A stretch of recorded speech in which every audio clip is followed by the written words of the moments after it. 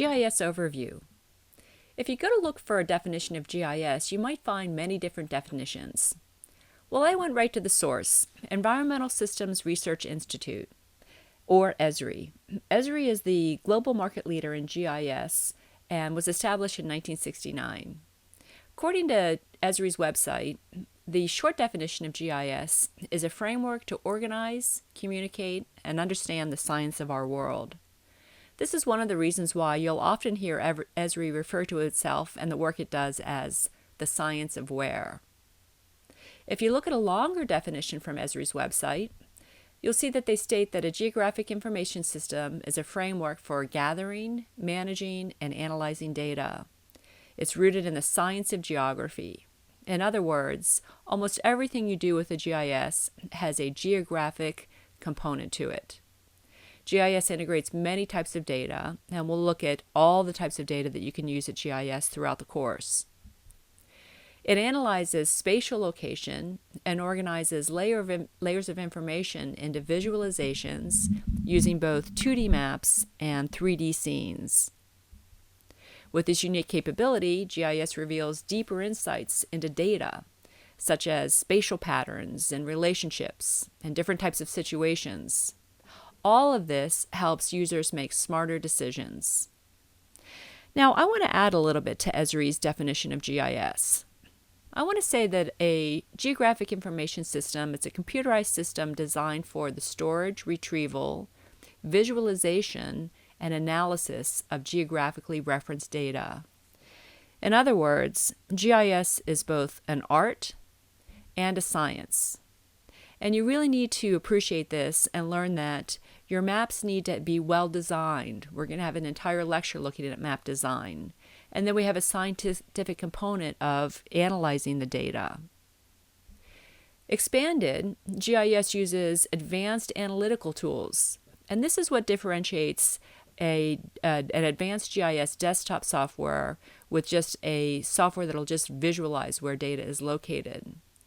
So these advanced tools explore at a scientific level the spatial relationships, what's near each other, or patterns, what are spatial patterns or what happens over time, and also the processes of biological, cultural, demographic, economic, and physical phenomena.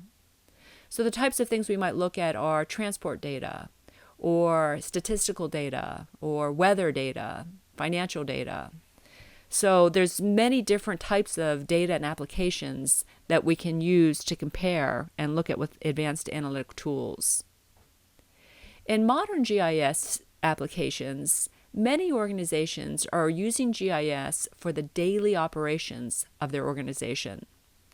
So GIS uses workflows or tasks and macros or models, which are tasks that are strung together, along with apps to process the daily flow of information and data and provide access to GIS results using mobile computing.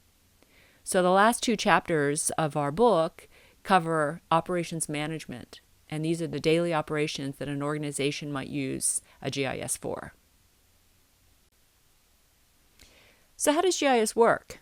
Well, you start with maps, and maps contain multiple layers. Basically, they're a container for the data layers that you might want to visualize or analyze. And these map layers can be in a desktop software, and it can be in an online software or available in mobile apps. Of course, you have to have data for your maps. So the data integrates many different types of data layers that use spatial location. Most of them have a geographic component, as I said. And the GIS data can include what we call vector layers, which we'll look at in a few minutes.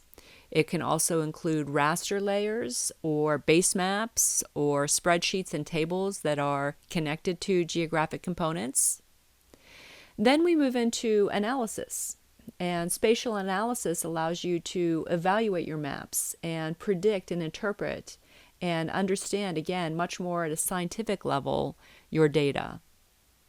And then we have the apps, and the apps are really what start to bring the GIS information alive.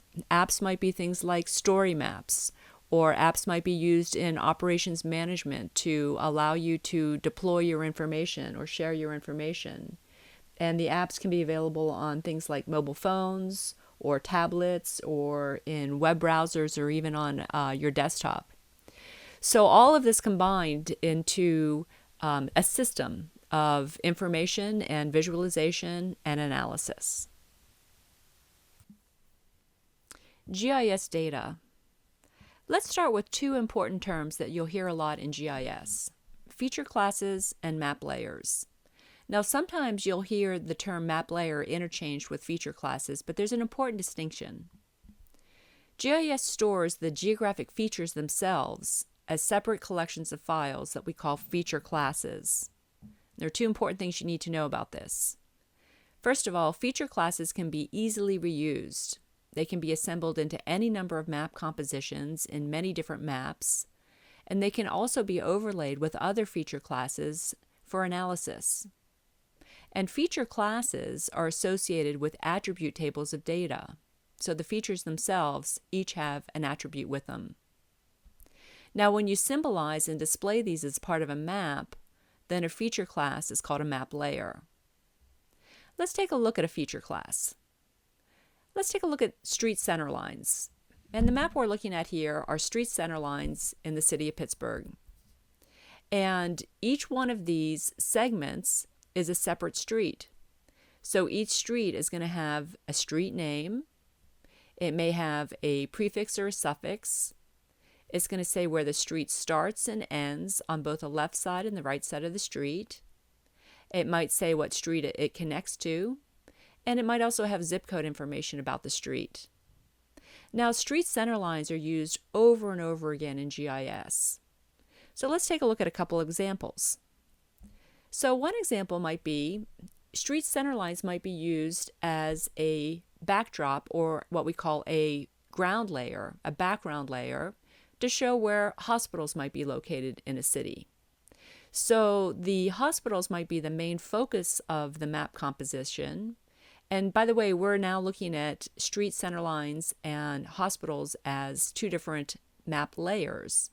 So the street center lines themselves are the geographic features, and we also may have hospital locations, which are the features, and I'm displaying these differently in the map.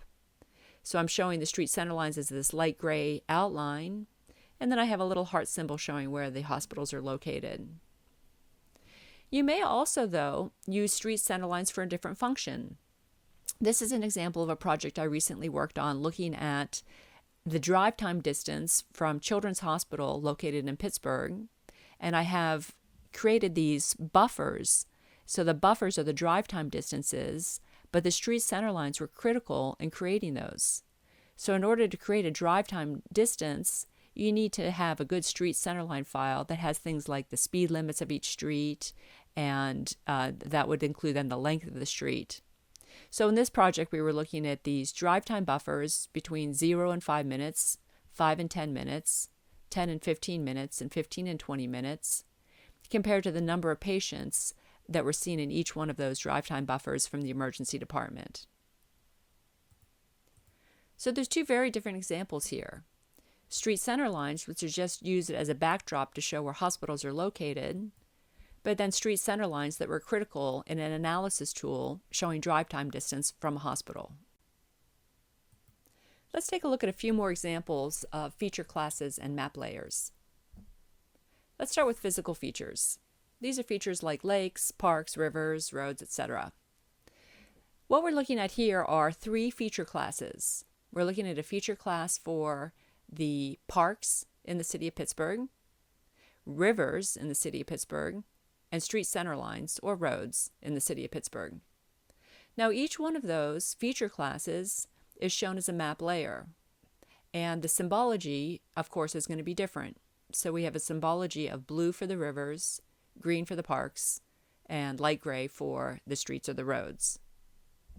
You may also need political features in your map. So these would be things like states or provinces or municipalities, or in this case, city Pittsburgh neighborhoods. And I'm just showing the neighborhoods here as a black outline. Maybe you need statistical features in your map.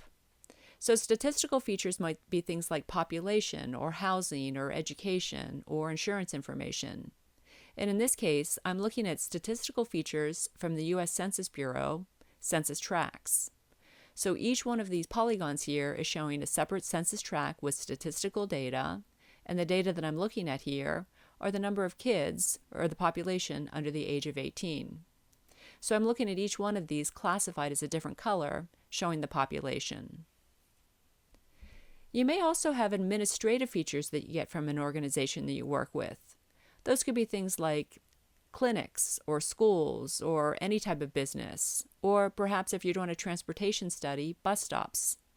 So the administrative feature that I'm looking at here are schools that I'm showing as a layer, as a blue square.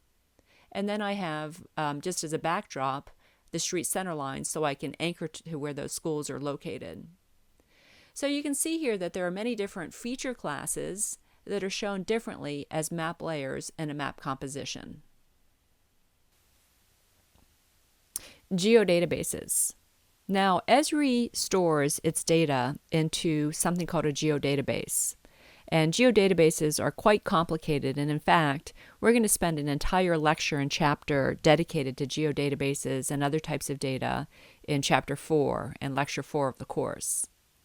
But I want to talk now about briefly what a geodatabase is, because you're going to see it throughout the first few lectures and chapters. So a geodatabase has an extension which is GDB. That's a geodatabase. And basically what it is, it's a container, and it's used to hold a collection of GIS data sets. So we have different types of data that is either vector, raster, or tables. So the vector data might be the points, lines, and polygons, and each one of those is a separate feature class within a geodatabase.